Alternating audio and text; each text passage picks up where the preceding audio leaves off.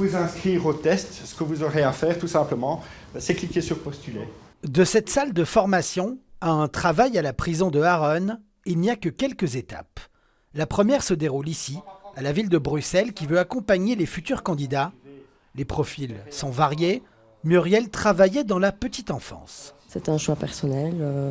J'ai envie de changer, j'ai envie d'évoluer, d'aller vers d'autres choses. Zacharia est agent de gardiennage de formation.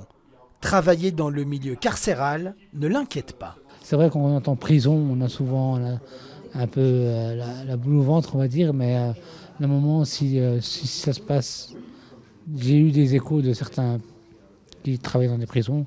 Tout le monde dit que ça se passe bien entre collègues. La prison de Harren doit ouvrir au mois de septembre. Il faudra engager 250 personnes, des médecins, des psychologues, des agents de nettoyage, mais surtout des assistants pénitentiaires, aussi appelés accompagnateurs de détention. C'est un métier noble, l'accompagnateur de détention.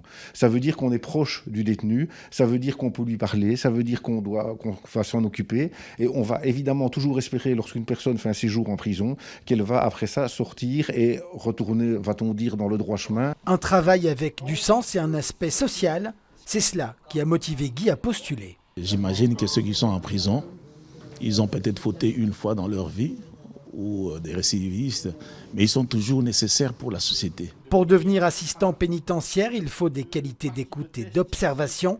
Il faut aussi avoir obtenu son certificat d'études secondaires supérieures. Le site va vous guider.